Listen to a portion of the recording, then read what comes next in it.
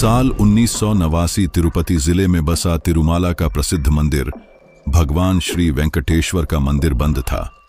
रात का समय था। किसी भी भक्त या पुजारी को अंदर जाने की मनाही थी। सारे द्वार बंद थे। सभी उस स्थान में अपने घरों में सो रहे थे। तभी मंदिर के अंदर से हजारों घंटियों के बजने की आवाज आती है। सबकी नींद खुली। पंडित अंदर जा नहीं सके और तब जन्म हुआ एक और रहस्य का, जिससे पूरा तिरुपति शहर कांप उठा।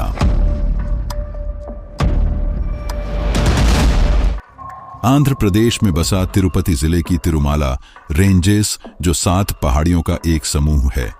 ये 7 पहाड़ियां शेषनाग के 7 फनों के प्रतीक को माना जाता है। इन्हीं में 7वीं पहाड़ी वेंकटाद्रि पर बसा है कलयुग का वैकुंठ धाम श्री वेंकटेश्वर मंदिर, यानी तिरुपति बालाजी। अब सोचिए, मंदिर के पास 2 लाख करोड़ से भी ज्यादा की संपत्ति है। हर महीने मंदिर में 300 से 400 करोड़ का दान आता है। मंदिर के पास 1000 किलो का सोने का मुकुट और 21 टन तक का सोना है। लेकिन फिर भी भगवान वेंकटेश्वर को कर्ज में डूबा क्यों माना जाता है? तिरुपति मंदिर पूरे भारत का सबसे अमीर मंदिरों में से एक है, जहां हर दिन लाखों लोग लाइन में खड़े होते हैं भगवान वेंकटेश्वर की मूर्ति के दर्शन के लिए। मंदिर के गर्भगृह में ऐसी 24 घंटे चलते रहते हैं, लेकिन फिर भी भगवान की मूर्ति से पसीना क्यों नहीं रुकता? कहा जाता है कि श्री वेंकटेश्वर की मूर्ति अपने आप प्रकट हुई थी, और इस मूर्ति से छिपे इतने रहस्य हैं जिसे नासा और कई वैज्ञानिक भी पता नहीं लगा पाए हैं। क्यों मूर्ति के अंदर से नदी की आवाज सुनाई देती है? जब भी भगवान वेंकटेश्वर को चंदन के लेप से नहलाया जाता है, तो माता लक्ष्मी की आकृति उनके सीने में क्यों दिखती है? क्यों किसी को भी मूर्ति का पिछला हिस्सा देखने से मनाही है? आखिर क्या हुआ था जब एक पंडित ने जिज्ञासा में मूर्ति के पीछे जाने की कोशिश की? कहा जाता है कि मूर्ति के पीछे गुप्त सुरंगें हैं, लेकिन क्या यह सत्य है? मंदिर में एक अनोखी परंपरा निभाई जाती है जो बाल दान करने की है। भक्त दर्शन से पहले अपना बाल दान क्यों करते हैं? बात आती है भगवान वेंकटेश्वर की मूर्ति के बालों का, जो जीवित हैं और कभी नहीं झड़ती। क्यों मंदिर के गर्भगृह में दिया हजारों सालों से जलता आ रहा है? क्या हुआ जब IIT मद्रास ने इस दिए को जांचने की कोशिश की? मंदिर में हर दिन 3 लाख लड्डू बनाए जाते हैं, जिनका वजन समान रहता है। यह कैसे संभव है? मंदिर में 27 किलोमीटर दूर एक गांव है, जहां से मूर्ति में चढ़ाई जाने वाली हर सामग्री आती है, लेकिन आज तक उस गांव को क्यों कोई नहीं ढूंढ पाया? आइए चलते इस यात्रा में, जहां मैं आपको कुछ ऐसे अनसुने रहस्य बताऊंगा जो आपको चौंका देंगे। उससे पहले वीडियो को लाइक कर कमेंट में जय गोविंदा जरूर लिखें।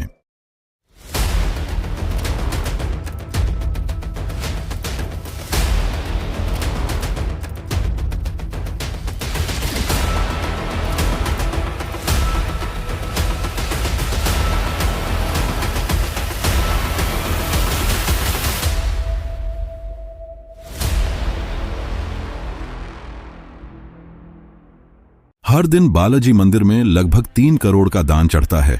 सोना, चांदी, हीरे से लेकर पैसों तक। और इसका एक ही मकसद है, भगवान वेंकटेश का कर्ज चुकाना।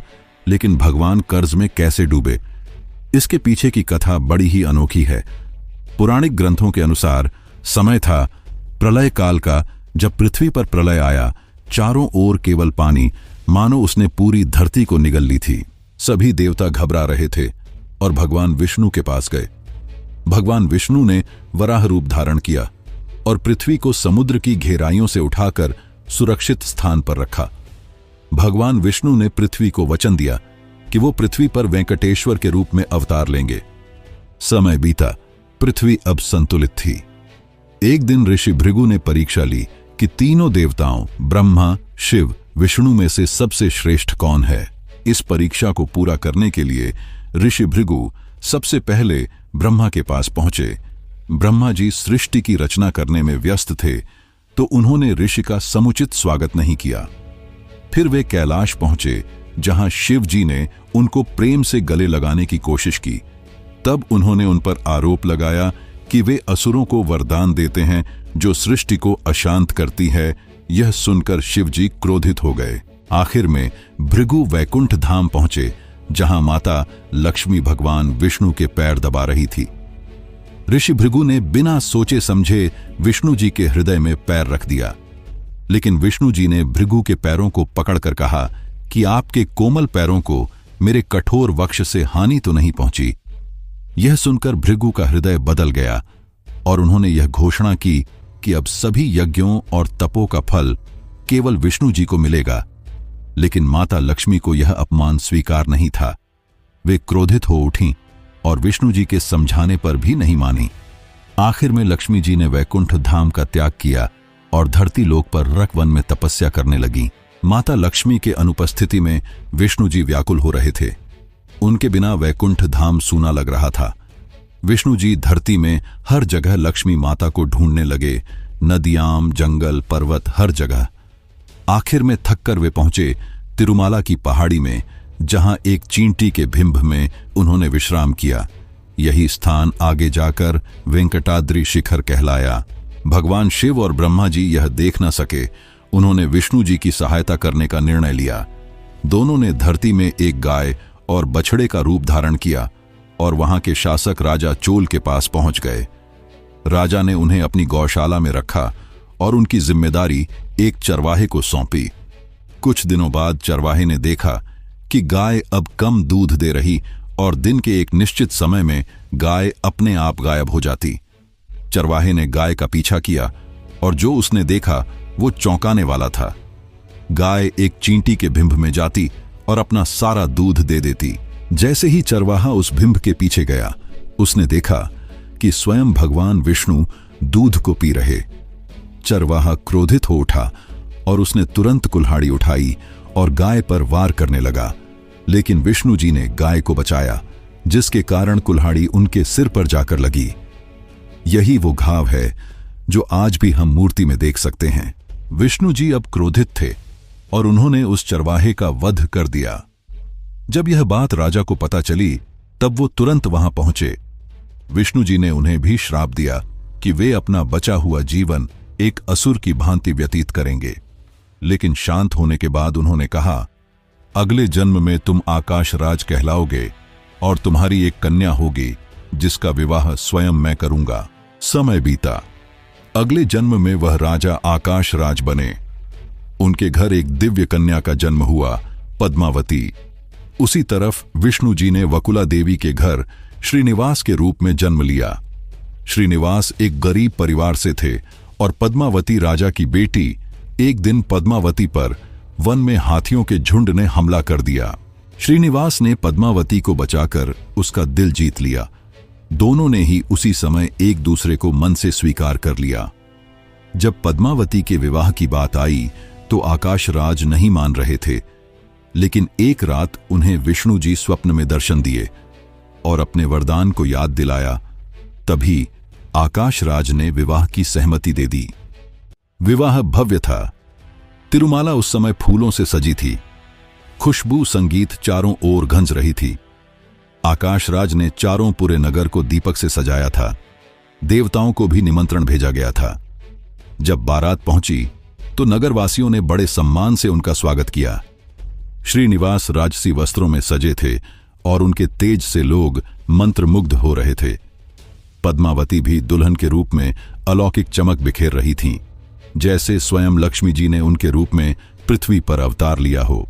किंतु उस समय एक परंपरा थी कि हर विवाह में वर पक्ष वधू पक्ष को धन देता है, लेकिन श्रीनिवास के पास इतना धन नहीं था कि वे विवाह का खर्च उठा सके। उन्होंने ध्यान लगाया, ब्रह्मा जी और शिव जी से सहायता मांगी। उन्होंने श्रीनिवास को एक उपाय बताया कि सीधे धन के देवा कुबेर से सहायता मांगे। श्रीनिवास धन के देवता कुबेर के पास पहुंचे और उनसे सहायता की प्रार्थना की। कुबेर ने उन्हें ऋण देने की सहमति दी, लेकिन एक शर्त रखी। उन्होंने कहा, हे वेंकटेश्वर, मैं आपको यह ऋण देता हूं, किंतु आपको प्रतिज्ञा करनी होगी कि आप यह ऋण पूरी तरह चुकाएंगे और ऋण चुकाने का समय सीमित नहीं होगा। आपके भक्त युगों युगों तक आपकी सहायता के लिए दान अर्पित करेंगे। कलयुग की समाप्ति तक यह ऋण पूरा होना चाहिए। श्रीनिवास ने यह शर्त स्वीकार की और यही से जन्म हुआ भगवान वेंकटेश्वर और भक्तों के बीच एक विशेष बंधन का। यही कारण है कि हर भक्त बालाजी में जाता है और दान के रूप में धन, सोना, चांदी चढ़ाता है अपनी इच्छा अनुसार। यही कारण है कि तिरुपति में भगवान वेंकटेश्वर के पास इतना धन होने के बावजूद उन्हें ऋण का देवता कहा जाता है। कुबेर के धन से विवाह भव्य हुआ। सारे देवता अपना आशीर्वाद दे रहे थे। स्वयं आकाशराज को यह अनुभव हो चुका था कि उन्होंने अपनी पुत्री का विवाह पद्मावती का भगवान विष्णु से करवाया है। लेकिन जैसे ही यह बात माता लक्ष्मी को पता चली, वे क्रोधित हो उठीं कि कैसे उनके प्रिय स्वामी किसी और स्त्री से विवाह कर सकते हैं। विवाह संपन्न हो चुका था और माता लक्ष्मी अब श्रीनिवास के सामने आईं और उनसे सवाल किया कि क्या यह सत्य है कि उन्होंने किसी और स्त्री से विवाह किया है। सत्य को नकारा नहीं जा सकता था। सत्य सुनकर माता लक्ष्मी क्रोधित हो गईं और पद्मावती और लक्ष्मी के बीच विवाद शुरू हो गया। यह तकरार देखकर उन्होंने अपने आप को एक मूर्ति के रूप में बदल दिया। यही वो दिव्य मूर्ति है जो आज भी तिरुपति बालाजी में स्थापित है। माना जाता है कि पश्चाताप करने के लिए पद्मावती और माता लक्ष्मी दोनों ने अपने आप को इस मूर्ति में समा लिया। यही कारण है कि जब भी भगवान वेंकटेश्वर की मूर्ति को चंदन से नहलाया जाता है तो उनके हृदय में माता लक्ष्मी और पद्मावती की छवि स्पष्ट दिखाई देती है। आज यह कहानी नहीं बल्कि एक सत्य बन चुका है। इस कथा के कारण आज तिरुपति बालाजी को कलयुग का वैकुंठ कहा जाता है, जहां स्वयं भगवान विष्णु वेंकटेश्वर के रूप में विराजमान हैं और लाखों भक्तों का विश्वास है कि मूर्ति जीवित है। गर्भगृह में मूर्ति के पास कभी न खत्म होने वाली ऊष्मा रहती है। चाहे ऐसी लगा हो, परंतु मूर्ति से पसीना बहता ही है। मूर्ति के भीतर से समुद्र की लहरों जैसी ध्वनियां सुनाई देती हैं, जिन्हें भक्त ईश्वर की श्वास मानते हैं। अब इस कथा से आगे बढ़ते हैं और बात करते हैं स्वयंभू मूर्ति की, यानी ऐसी मूर्ति जिसे किसी कारीगर ने नहीं बनाया, वो अपने आप प्रकट हुई है। कथा के माध्यम से हमें यह तो पता चल गया कि कैसे भगवान विष्णु ने अपने आप को एक मूर्ति में बदल लिया। लेकिन क्या आप जानते हैं कि मूर्ति के मस्तक में अभी भी जीवित बाल हैं, जो ना ही बड़े होते हैं और ना ही झड़ते हैं। प्रतिमा की बनावट साधारण नहीं है। इसकी चित्रकला, आकृतियां और दिव्य तेज सब असली मानव जैसा है, जिसे सामने से देखने में जीवित मूर्ति लगती है। क्या आपने कभी श्री वेंकटेश्वर के दर्शन किए हैं और क्या आपको मूर्ति जीवित लगी? कमेंट में जरूर बताएं। नासा और IIT मद्रास जैसे बड़े बड़े संस्थानों ने मूर्ति को परखा है, जिससे यह निष्कर्ष निकाला कि मूर्ति किसी खास पत्थर की है जो समय समय पर रेडियो एक्टिव एनर्जी वेव्स निकालती रहती है, जिसके कारण यह मूर्ति जीवित लगती है। अब जरा सोचिए, अगर यह मूर्ति किसी ने बनाई होती तो कैसे इतने हजारों वर्षों तक इस मूर्ति से रेडियो एक्टिव वेव्स निकल रही हैं। इससे यह बात सिद्ध होती है कि मूर्ति को किसी ने नहीं बनाया है। मूर्ति की एक और अनोखी बात है उससे पसीना बहना। मंदिर के गर्भगृह में ऐसी 24 घंटे चलते रहते हैं। गर्भगृह का तापमान 20 डिग्री सेल्सियस मेंटेन रहता है, तो फिर कैसे मूर्ति से पसीना बहता रहता है, जिसे पंडित थोड़ी थोड़ी देर में पोंछते रहते हैं। अगर हम धर्म और भक्ति की दृष्टि से देखें तो भगवान वेंकटेश्वर के शरीर के अंदर अपार ऊर्जा भरी हुई है, जिसे शांत करना इंसानों के लिए संभव नहीं है। यही कारण है भगवान की मूर्ति से लगातार पसीने बहने का। IIT मद्रास के रिसर्चर्स ने पाया कि मूर्ति रेडियो एक्टिव एलिमेंट्स जैसे यूरेनियम और थोरियम से बनी है, जो लगातार एनर्जी एमिट करती रहती है। ये लगातार गर्मी उत्पन्न कर सकते हैं। जब मूर्ति पर चंदन या पानी डाला जाता है तो यह गर्मी नमी में बदल जाती है। यही कारण है कि वह हमेशा नमी से भरी रहती है। परंतु यह व्याख्या भी पूर्ण नहीं है, क्योंकि इतनी अधिक मात्रा में ऊर्जा निकलना किसी साधारण प्रतिमा में संभव नहीं माना जाता। हर हफ्ते गुरुवार को भगवान वेंकटेश्वर की मूर्ति को चंदन, दूध और पवित्र जल से नहलाया जाता है। यही से आता है उनका अगला रहस्य। भक्त और पुजारी इस समय स्पष्ट देखते हैं कि मूर्ति के हृदय में माता लक्ष्मी की छवि प्रकट होती है, और यह छवि उसी घटना से जुड़ी है जो मैंने आपको कथा में बताई थी। विज्ञान इसे समझने में असमर्थ है। वो इसे सरफेस क्रिस्टलाइजेशन इफेक्ट कहते हैं। उनका मानना है कि जब मूर्ति पर कोई तरल पदार्थ डाल दिया जाता है तब कुछ खनिज एक पैटर्न बनाते हैं, लेकिन यह बात पूरी तरह सही नहीं है। पैटर्न कई प्रकार के हो सकते हैं, लेकिन मूर्ति में क्यों केवल माता लक्ष्मी की ही छवि देखने को मिलती है? गर्भगृह के अंदर कोई अगर मूर्ति से अपने कान लगाकर खड़ा हो जाए तो उसे एक खास ध्वनि सुनाई देती है जो समुद्र की लहरों की होती है। धार्मिक मान्यता के अनुसार ये गूंज भगवान विष्णु के चरण कमलों से निकलने वाले वैकुंठ की पवित्र वीरजा नदी के निरंतर प्रवाह की है। वीरजा नदी वैकुंठ लोक की वो अमृतमयी धारा है जो भगवान के पैरों के नीचे से होकर बहती रहती है। मंदिर के नीचे एक निषिद्ध क्षेत्र है जहां ये नदी बहने का विश्वास है और यही प्रवाह ऊपर तक पहुंचकर गूंज बन जाता है, मानो गर्भगृह का वो कोना सीधे वैकुंठ का द्वार हो। भक्त कहते हैं कि ये ध्वनि सुनते ही मन शांत हो जाता है, आंखों में आंसू आ जाते हैं और मनो भगवान अपने भक्त से स्वयं मिलते हैं। अब मूर्ति के सबसे खतरनाक हिस्से की बात करते हैं, जो है मूर्ति के पीछे का हिस्सा। किसी भी भक्त को मूर्ति का पिछला हिस्सा देखने की अनुमति नहीं है।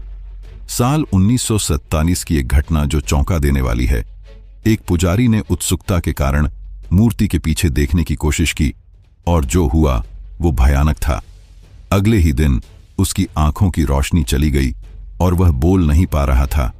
यह घटना मंदिर के अभिलेखों में भी दर्ज है। लेकिन इससे भी रहस्यमयी बात है गर्भगृह में छुपे हुए गुप्त सुरंगों का। किंवदंती कहती है कि प्रतिमा के पीछे कई गुप्त सुरंगें फैली हैं, जिनमें सबसे प्रसिद्ध हैं ये 3। ब्रह्मास्त्र सुरंग, जिसमें प्राचीन दिव्य अस्त्र छुपा हुआ है। स्वर्ण बंदर मार्ग, जहां विजयनगर साम्राज्य का सोना छुपा होने की बात कही जाती है। काला पानी सुरंग, इस सुरंग में एक अज्ञात काले तरल पदार्थ की जानकारी मिलती है। कहा जाता है कि 2001 में जब इसे टेस्ट करने के लिए एक सैंपल लिया गया था तो लैब टेक्नीशियन की आंखों की रोशनी चली गई। अब बात आती है मंदिर के रहस्यमयी दीपक की, जो हजारों सालों से बिना बत्ती और तेल के जल रहा है। लेकिन यह कैसे संभव है? और सबसे बड़ा सवाल, किसने इस दीपक को जलाया? किंवदंतियों के अनुसार सन 1509-1529 के बीच राजा कृष्णदेव राय ने इस दीपक को जलाया, लेकिन इसका कोई प्रमाण नहीं है। धार्मिक मान्यता है कि यह दीपक भगवान की अखंड ज्योति का प्रतीक है और जब कलयुग का अंत होगा तब यह दीपक बुझेगा। अब वैज्ञानिक दृष्टिकोण देखें। 2017 में DRDO और IIT मद्रास के विशेषज्ञों ने इसकी जांच की। उन्होंने पाया कि इसमें अमृत तुल्य तेल का उपयोग किया जाता है, जो विशेष हिमालयी औषधियों से निकाला गया था। इस तेल की खासियत है कि यह आसानी से जलकर समाप्त नहीं होता, बल्कि धीरे धीरे रूपांतरित होता है। वहीं दीपक की बाती देवदार वृक्ष की छाल से बनी होती है, जो सैकड़ों वर्षों तक धीरे धीरे जलती रहती है। तिरुपति में एक अनोखी परंपरा है बाल दान करने की।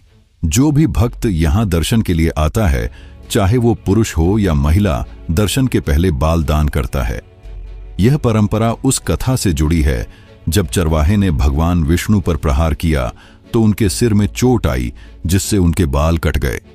उस समय तुरंत गंधर्व नीला देवी प्रसन्न ने अपने बालों को काटकर भगवान को अर्पित कर दिया। विष्णु जी इससे प्रसन्न होकर कहा कि जो भी श्रद्धा से अपने बाल मुझे दान देगा, उसकी मनोकामना जरूर पूरी होगी। हर साल मंदिर में 4 करोड़ से भी ज्यादा का केश दान होता है, जिससे एकत्र करके साफ किया जाता है। इसे इंटरनेशनल मार्केट में बेच दिया जाता है, जिससे हर साल मंदिर लाखों करोड़ रुपए जमा करता है, जो धन मंदिर के अन्नदान, गरीबों के इलाज और शिक्षा में खर्च होते हैं। तिरुपति मंदिर के लड्डू पूरी दुनिया में प्रसिद्ध हैं। हर दिन यहाँ 3 से 4 लाख लड्डू बनाए जाते हैं। यह लड्डू बड़े होते हैं, जिनका आकार और स्वाद समान होता है। एक मशीन भी यह करने में असमर्थ है। इस लड्डू से जुड़ी एक प्रसिद्ध कथा है। कहते हैं कि जब तिरुपति मंदिर को बनाया गया, तब भगवान के प्रसाद को लेकर पंडित सोच में पड़ गए कि क्या चढ़ाया जाए। उसी समय एक वृद्धा महिला मंदिर में लड्डू की थाली लेकर आती है और पंडित उस लड्डू को चढ़ाते हैं। और जब उन्होंने खुद प्रसाद को खाकर देखा तो वे सभी चौंक गए कि एक लड्डू का स्वाद इतना दिव्य कैसे हो सकता है। अगले दिन पंडितों ने उस महिला से लड्डू बनाने की विधि सीखी और अचानक वो महिला गायब हो गई। कहते हैं कि वे स्वयं माता लक्ष्मी थीं जिन्होंने यह लड्डू की विधि बताई। आइए अब तिरुपति मंदिर की असीम संपत्ति के बारे में बात करते हैं। मंदिर की संपत्तियों का आकलन करना आसान नहीं है। हर महीने लाखों लोग दर्शन के लिए आते हैं और अपनी श्रद्धा से धन, सोना या चांदी दान करते हैं।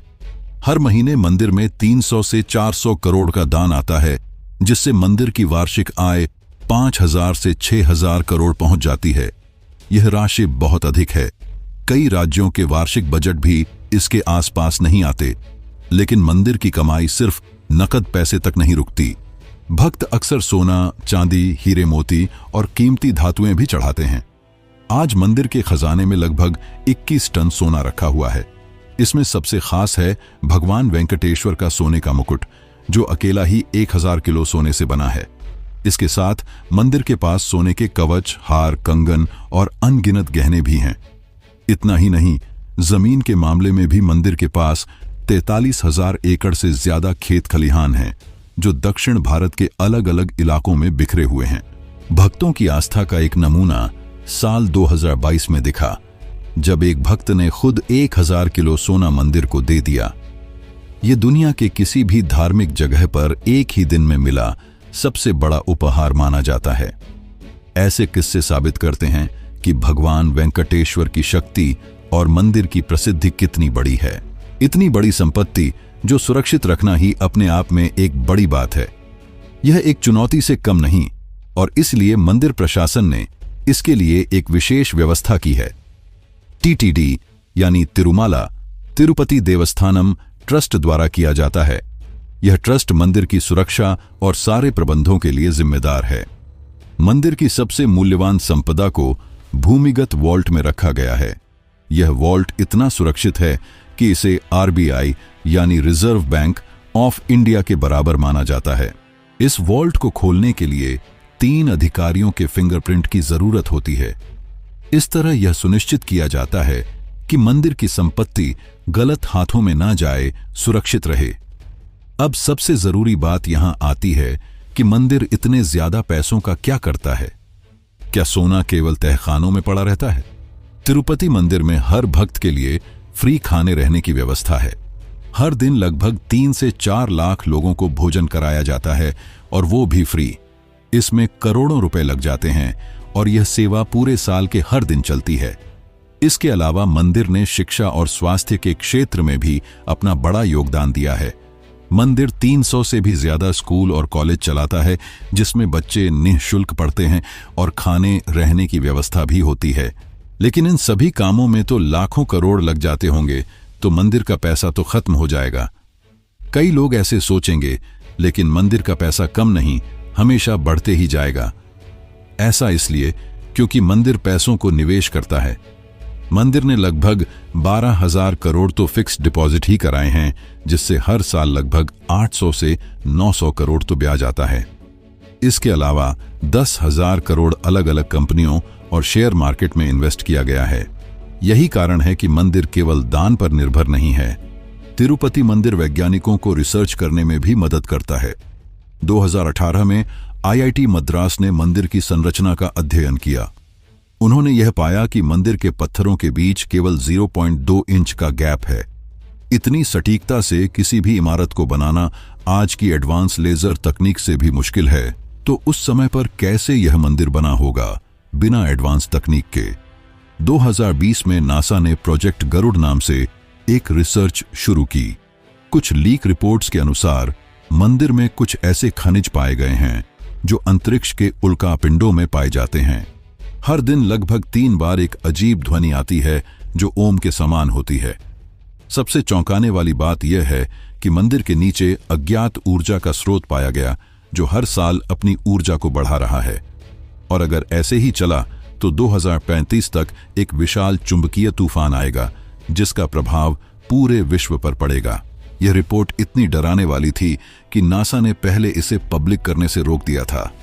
इसके अलावा मंदिर के अंदर अचानक इलेक्ट्रॉनिक डिवाइस काम करना बंद कर देते हैं। मंदिर के अंदर किसी भी इलेक्ट्रॉनिक डिवाइस को ले जाना वर्जित है। मंदिर में सहजता बनाए रखने के लिए भक्त दर्शन से पहले अपने मोबाइल और सभी इलेक्ट्रॉनिक डिवाइस एक स्थान पर जमा करते हैं। ग्रंथों के अनुसार यह मंदिर कलयुग के अंत में एक दिव्य संकेत देगा।